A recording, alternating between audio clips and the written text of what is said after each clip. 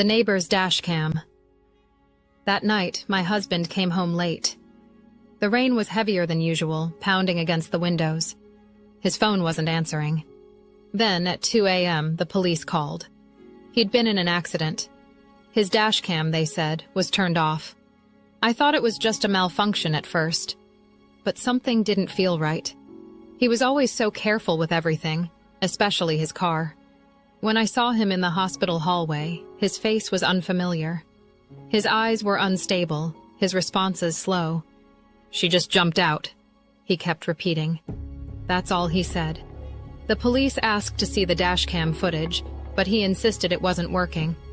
Then, that afternoon, our neighbor stopped by. He handed me a USB drive carefully. "Everything from that night is on my dashcam," he said quietly. With those words, time seemed to stop. From that moment, the truth began to reveal itself, frame by frame. My husband was taken to the police station. His statement was brief. He said he was tired. But nothing he said matched the accident scene. The brake marks were too short. Even with rain, there should have been more evidence. The police asked carefully, "Do you know the victim?" He shook his head. But in that moment, his hands trembled slightly. Back home, as I was about to wash his shirt, I smelled something. An unfamiliar perfume. A woman's scent. My heart went cold. A fragrance I'd never smelled before, and it was on his clothes, in our home. That night, my husband stared out the window for hours. Beyond the glass, our neighbor's lights flickered in the darkness. Something about those lights made me uneasy. Days later, the police called again. "We've obtained new footage. It showed my husband's car and the neighbor's car on the same road at the same time." Suddenly, everything began to connect. The accident, the disabled dashcam, and our neighbor. After that day, my husband changed. He spoke less. He wouldn't meet my eyes. I thought it was just exhaustion, but something gnawed at me. Every night, his phone rang. He'd quietly go to the living room to answer. "Work stuff," he'd always say. The same excuse, every time. One day, I smelled that perfume again on his shirt. This time, it was stronger, deeper. I opened his wallet without thinking. A hotel receipt. An unfamiliar name written below it. I couldn't sleep after that. Once my husband left for work, I tore through his room. In his desk drawer, buried beneath papers, I found an old USB drive, the dash cam. The device he said had failed. My heart raced. Fear and anger flooded through me at once. I hid it deep in the drawer, and I said nothing. That night, I saw the neighbor's lights flicker beyond the window. When they switched off and on again, it felt like someone was watching me. That's when I understood. This wasn't just an accident. Someone knew everything. Days later, as I passed by the neighbor's house, I caught a glimpse through an open door. The walls were covered in photographs. Images from the accident scene. Different angles of the damaged vehicles. And my husband's face. My skin crawled. He didn't see me. He was on the phone. It will be over soon. The truth is recorded, and it always comes back. Those words stayed with me. When I got home, I searched his name online. Tom, family of hit-and-run victim. His wife had died in a hit-and-run accident years ago. The driver was never found. Below the article was a photo of a car. My husband's license plate. I couldn't breathe. Everything connected. Our neighbor wasn't just a witness. He was the victim. I pulled out the USB from the drawer. My hands shook. Inside was another video.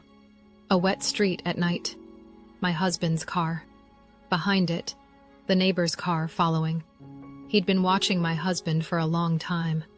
Revenge had already begun. That night, I cracked open the window and listened as my husband spoke on the phone. His voice was low, careful. Money should work, right? That guy just wants revenge anyway. My heart stopped. He was hiding something. and he was trying to buy his way out of it. The next day, he dressed and left. I followed him in secret. The rain was light and cold. He entered an old warehouse building. The neighbor was waiting inside. They faced each other in silence. After a long moment, my husband pulled out an envelope. "Let's end this," he said. The neighbor didn't take it. He shook his head slowly. "It's not money that ends this. It's guilt." My husband's face twisted. "What do you know? I saw everything you did." The neighbor's voice was quiet but firm. "The truth is recorded. The question is, who's ready to face it?" My husband threw the envelope down. Cash scattered across the floor. The air grew heavy. I watched it all from outside the building, through the glass. Two men separated by distance and sin. After that day, my husband fell deeper into silence. And every day at the same time, the neighbor would sit by his window, waiting for something. That night, I finally opened the USB. My hands trembled as I clicked the file. Truth, MP4. The screen showed a rainy road. My husband's car was parked. A woman was knocking on his window. There was no sound, but I could read her lips. "Why did you abandon me?" My husband turned away, shouting, "Enough! Stop this!" She stepped back. In that moment, the car moved forward. A collision. A brief scream. Then silence. I thought the video would end. But then another angle appeared. The same scene from across the street. A man was filming from inside a car, quietly holding a camera. The neighbor, Tom. He'd seen it all. The accident. The fight. Everything. At the end of the video, a single sentence remained. Truth is recorded, and it always returns. I wept. My husband was the perpetrator. The neighbor was the avenger. And I was caught between them. Days passed. My husband remained silent. His shirt still carried that strange lilac scent. I washed it again and again. But inexplicably, the fragrance returned each day. That evening, my daughter Jessica knocked on my bedroom door. "Mom, can we talk?" Her voice was different. I closed my laptop and looked at her. She quietly handed me a USB drive. "I found this in Dad's drawer," I already knew. But I shook my head. "It's just work files." She didn't smile. "Mom, I know everything." "Know what?" Her eyes didn't waver. "I know who Dad was with that night. I know who that woman was." My heart stopped. "How do you—" "There was a video. I made a backup. I was afraid Dad might delete it." I was speechless. "Why would you do that, Jessica?" "Because truth needs to be protected. Someone has to see it." My chest broke. There was no fear in her eyes. No anger. Just a calm acceptance. Like she'd known all along. "Who did you show the video to?" Jessica answered slowly. "Our neighbor." The air stopped. Every piece of the puzzle fit perfectly. My husband's lies. The neighbor's revenge. And the person who made it possible. My daughter. That night, it rained again. Strangely, it was the same time as the original accident. My husband was drunk. A USB lay on the living room table. He laughed, a laugh I'd never heard before. So now everyone knows. That laughter was so alien. His eyes held both terror and madness. That man, he's not who you think he is. Before I could understand what he meant, he grabbed his car keys. I tried to stop him. "Don't go. No one can save you now." But he was already gone. The front door closed. The car started. The rain grew heavier. The world beyond the window was nothing but dim lights. I ran outside without an umbrella. His car was already disappearing around the corner. My heart pounded. I knew where he was going. Days earlier, the neighbor's words echoed in my mind. "I've lived here for over a year now. Every day, I watched your husband through that window. At first, I thought it was just a joke. But now I understand. He's never forgotten that day. Not for a moment. His voice was calm, but his eyes held 5 years of grief. He wasn't just a neighbor. He'd moved here to record the truth. Then, a crash. Distant, but unmistakable. Lights flickered. Lightning and police sirens mixed together, turning the world white for a moment. I ran toward it. 2 cars had collided. One was my husband's. The other was the neighbor's. Neither of them moved. Rain mixed with blood on the pavement. Police rushed around in confusion. Someone shouted, "Dashcam is recording!" Those words echoed strangely. Everything was repeating.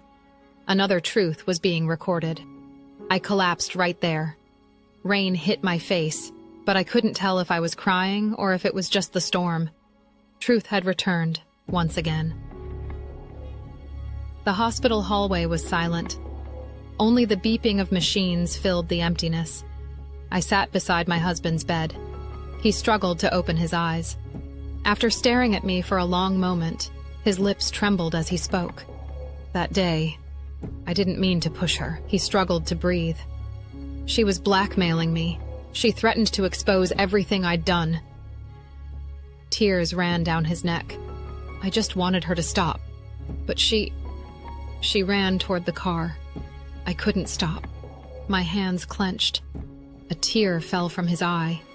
"Tom, he's my past," he said. Those words stopped time itself. His wife. That accident. I caused it. I couldn't breathe. He shook his head. I've been dead ever since that day. But now I'm finally paying the price. His hand slowly slipped away from mine. The machine's beeping stretched into a single, endless tone. Outside the window, lightning flashed. Rain continued to fall. Days later, Tom slowly opened his eyes. His body felt strange. Bandages wrapped his neck. Each breath sent waves of pain through him. A shadow fell across his face. It was Sarah, my daughter's friend, I realized now. She held a paper cup with trembling hands. "You're awake," she said quietly. But beneath her calm voice was days of worry and fear. Tom tried to speak, but his voice wouldn't come. His lips trembled beneath the bandages. Sarah sat down beside him. "Your husband. He was arrested," she said. She paused. Everything came out. Tom's eyes flickered. Pain, regret, and relief all mixed together. Sarah pulled out a USB drive. "This changed everything. Your recording. The timestamp proved everything." Tom nodded slowly, closing his eyes, then opening them again. He breathed carefully, his lips moving silently. Sarah squeezed his hand. There was barely any strength in his grip. Then Tom pointed toward the window. When she opened the curtains, sunlight flooded in. Dust particles sparkled in the light. In that brightness, he spoke quietly, remembering. "At first, I came for revenge. I rented the house next door. Every day, I recorded the time their lights turned off. But one day, I saw through the window, you laughing with your child. That's when I realized, truth lasts longer than revenge." Sarah said nothing. She just lowered her head. Though she didn't speak, her lips clearly formed the words, "It's finally over." Days later, the hospital TV showed the news. Former executive arrested for hit-and-run cover-up and evidence tampering. The anchor's voice was cold and distant. My husband's face slowly faded from the screen. There was no trace of a smile left. Sarah found Tom's room. In her hands was a small box. "The police gave me this. They said your husband wanted you to have these items from his office." She opened it. Inside was an old dash cam, a bottle of perfume, and a single photograph. 3 people in the photo: Tom, my husband, and Sarah herself. A company workshop photo from years ago. A spring day with beautiful sunlight. 3 friends, smiling as if nothing had happened. Sarah stared at the photo for a long time before speaking. Back then, we were really friends, weren't we? Tom couldn't answer. His lips trembled beneath the bandages. His eyes held sadness, regret, and an old forgiveness. Sarah set down the photo and picked up the perfume bottle. When she opened it, the familiar lilac scent filled the room. But now it wasn't a sign of seduction. It was the scent of guilt and memory. "This should be yours," Sarah said quietly, placing the perfume and USB on the table. Next to them lay the photograph. Light streamed in at an angle, brushing across all three faces. Slowly, the screen faded to black. Truth sometimes tears people apart, but memory eventually heals those wounds. Some chose silence, others chose to record, and that recording set the world in motion again. The camera slowly moved toward the hospital window. On the table, a photograph, a perfume bottle, and a dash cam with a red light blinking. The light lingered for a moment, then slowly faded. But even after the screen went completely dark, one small LED on the USB drive continued to blink. Recording saved. The recording never ended. Everyone has a truth they want to hide. If it were you, would you forgive? Or would you expose everything? Think about it. A man buried by guilt, choosing silence. A man who recorded the truth, choosing to bear witness. A daughter caught between family and justice. Who made the right choice? Who deserves forgiveness? Share your answer in the comments below. We're reading every single one. And if this story touched your heart or unsettled it, subscribe and turn on notifications so you never miss the next story. Because truth always returns. This is a work of fiction exploring themes of justice, truth, and redemption. Characters and events are created for dramatic effect.